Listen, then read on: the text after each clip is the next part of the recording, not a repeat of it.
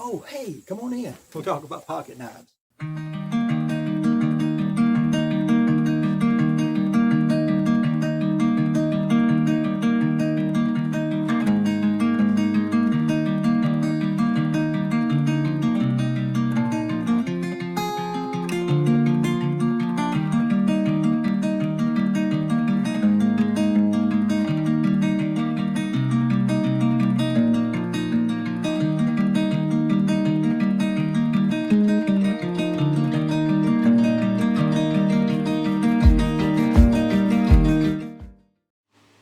I've decided to do a blade delete on my donor knife now that it only has the one spring.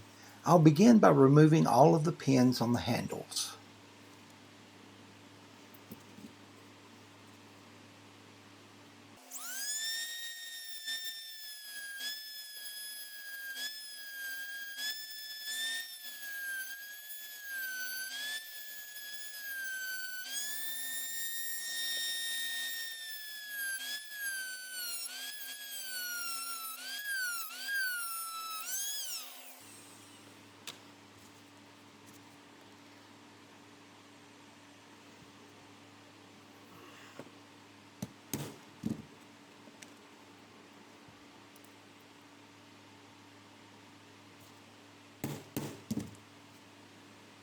These are not the original handles. Someone used plexiglass and painted the inside with black paint in order to make these. The pivot pin here is a little bit loose, and I find that I can pry the rest of this knife apart by hand.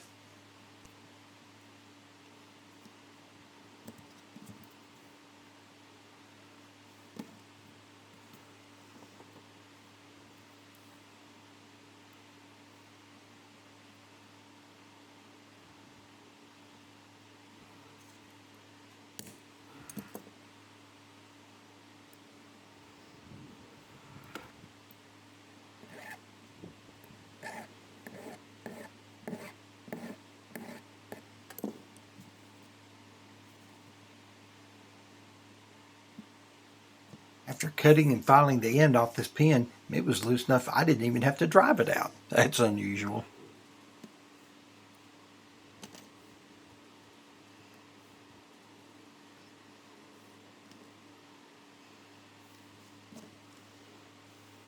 I have selected some pieces of elk antler to install on this knife. These pieces were left over from the case mini trapper that I previously rehandled. I'll begin by flattening the edge that goes up against the bolster to get a good, nice fit on it.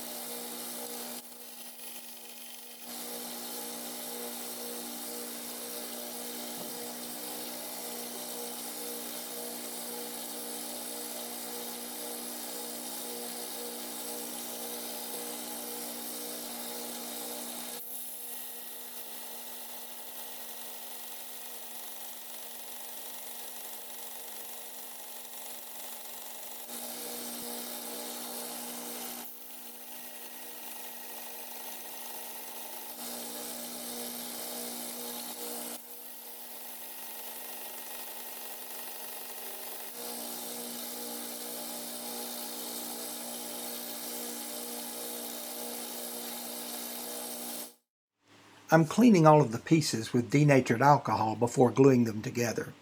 You can see that I've marked these handle scales with an M for the mark side and a P for the pile side. Now, these names came about because the mark side carries the shield, if there is one, and the company's mark on the tang stamp. And when the pieces of the knife are stacked together for assembly at the factory, they are all piled upon the other side. So, mark side and pile side.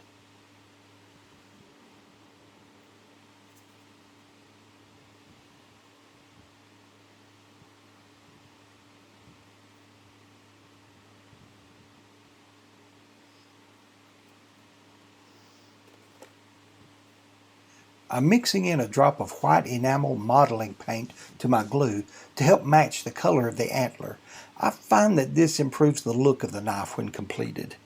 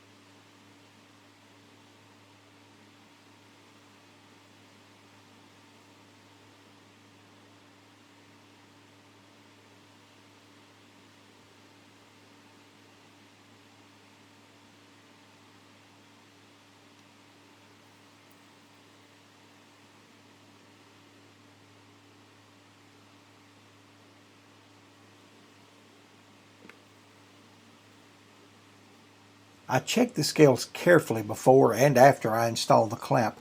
Sometimes the scale wants to slide out of place when that clamp tightens down on it.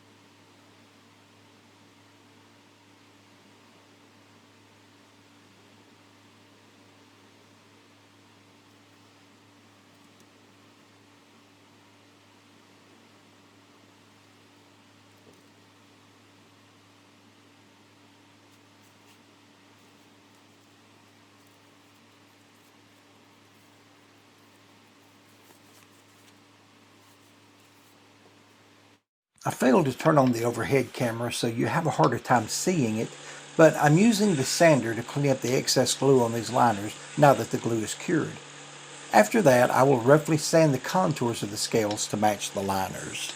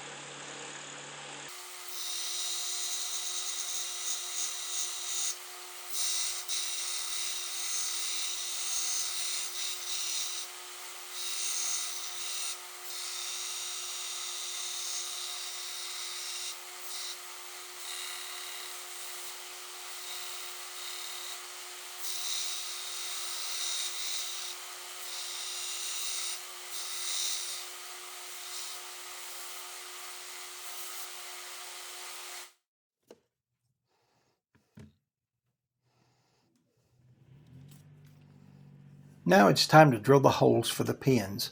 I'm trying out this split screen effect as neither of the views alone are perfectly satisfactory to me. I decided to only drill 2 holes in each handle for my center and rear pins. The knife doesn't really need a handle-only pin. Now sometimes I add those anyway just for looks, while other times like this I do not. The glue and these 2 pins should hold these handles securely for a lifetime.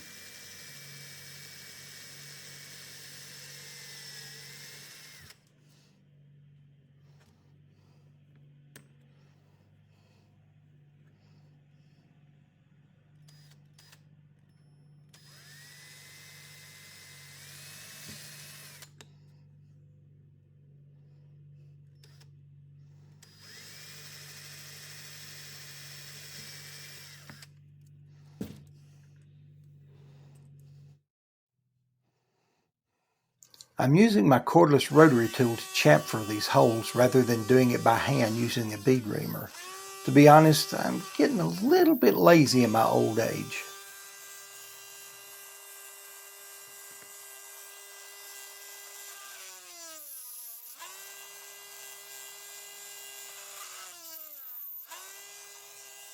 Then, since I have the tool ready, I go ahead and engrave my initials and the date on the inside pile liner.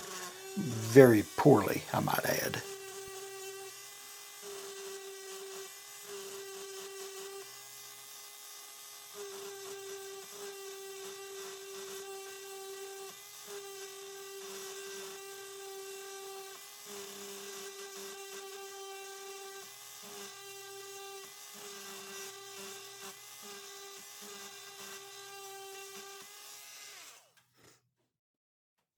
Now for the test fit assembly to see how the knife looks and functions.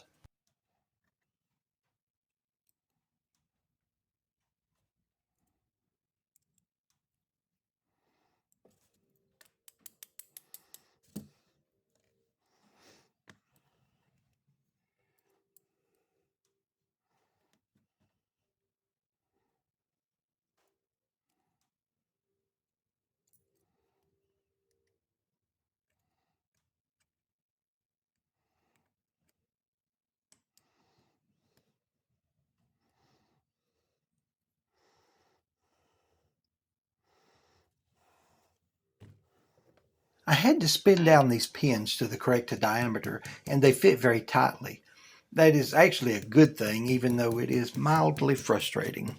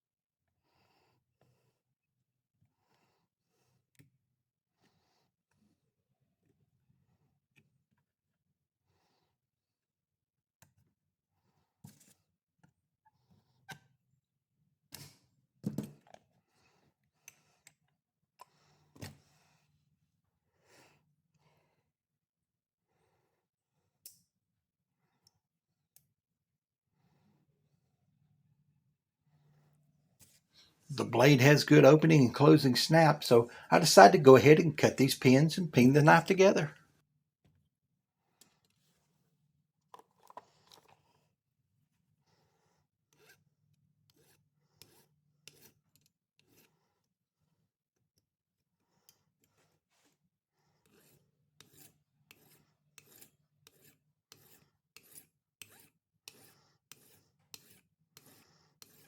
The edge of the antler near this pin is curved, which is why I'm holding the knife at an angle as I peen it, so that the bottom side of that pin sits tightly against the anvil.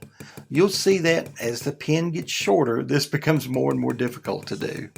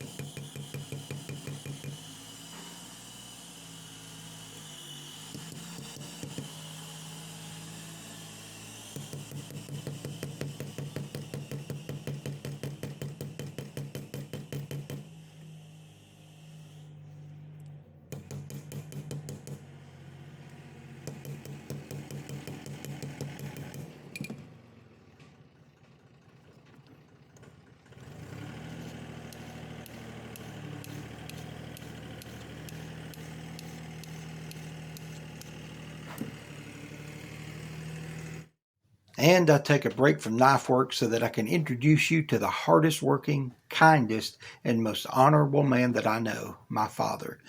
He does not know that I'm filming him here. After having spent some time outside with Dad, I get back to work on this knife. Now, he did follow me into the shop, so you might hear us talking in the background a little bit as I work. That's okay, it's his shop building, and he's the one who set up a place for me to work here in it. No, that's all right. I had it on earlier, but then I'm going around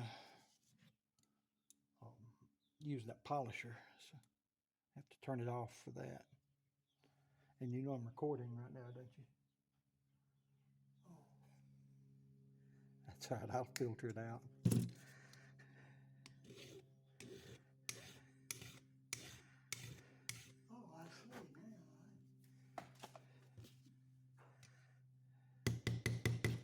I was able to pin the other two pins as tightly as I wanted, but this pivot pin must have a specific amount of tension on it.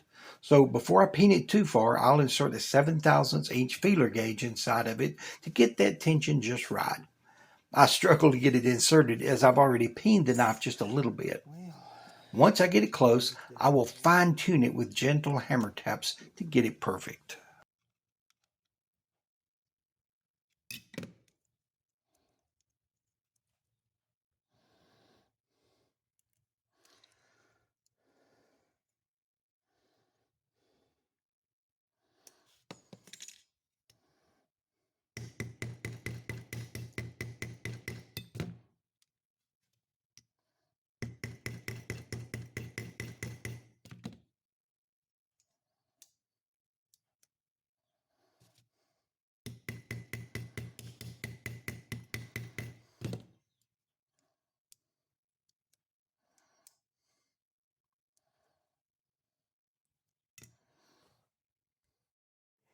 Now I'll use a 120 grit sanding belt to begin contouring the scales to match the liners and springs a little more closely. Later I'll move up to a 220 grit belt, then a 400 to finish it off before polishing.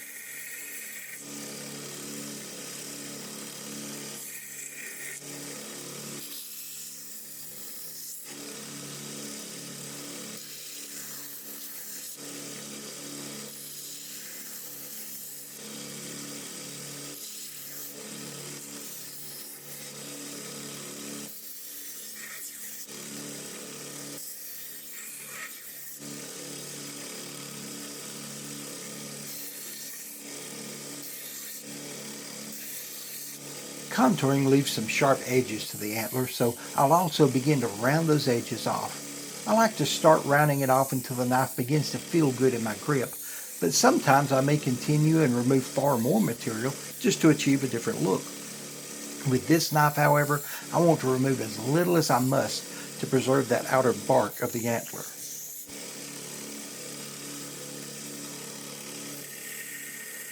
Now that I've rounded those edges, I'll begin hafting the antler up close to the bolsters. I've learned to round those edges first before hafting, or I seem to have trouble getting it all to look right afterward. I'm doing my best to keep the edge of the belt near the bolster without touching it, and also to keep the angle of my grind similar on both sides of the knife.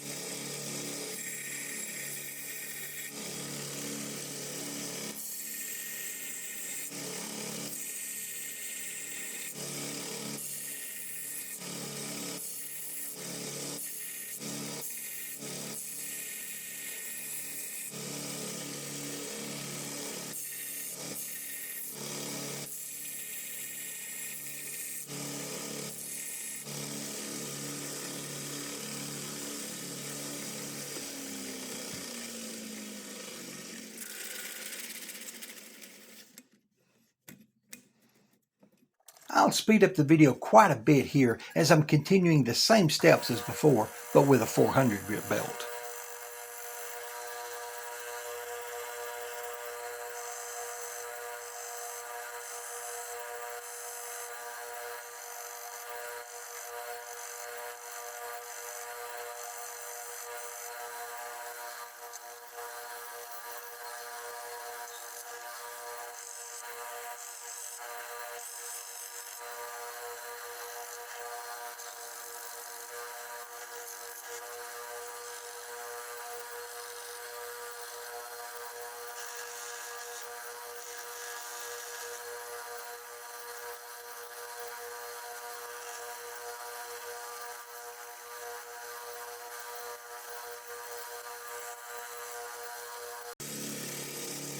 And now I will slow it back down as I smooth my pivot pin against the bolsters using the same belt.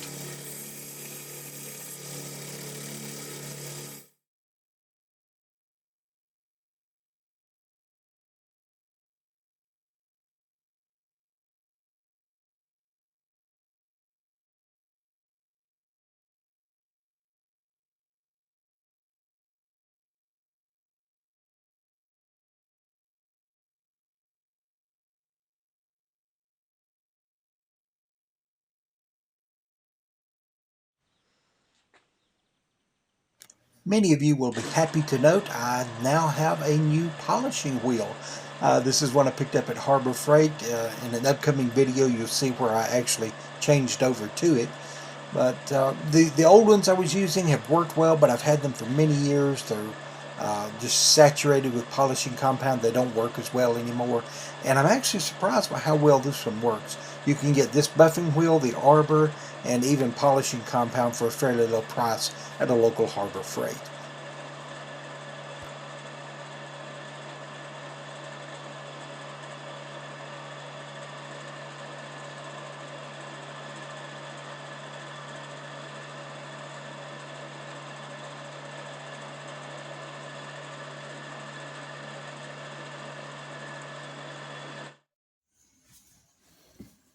Alrighty guys, well here it is.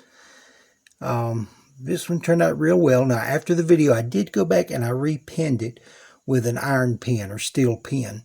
I had a piece of rusty wire that was the right size.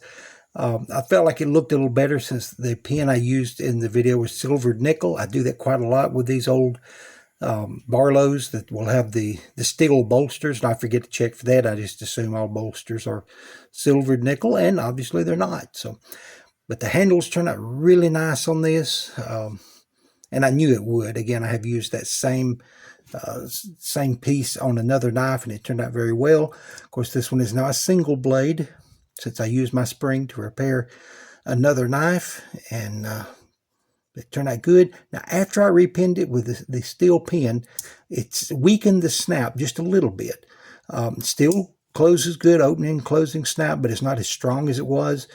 So it's very easy to open and close now, where before it was a little more difficult and you had to fight with it a little bit. But someone who has thin nails, that might be a perfect knife for them. I may put it in my pocket for a while. I've been carrying it for quite some time, a few weeks now. But as I said, I did go back and repin that. And it's been a fun knife, been a fun project. I appreciate all of you hanging with me through this project. I hope you have a great day. May God bless you. Take care. Bye.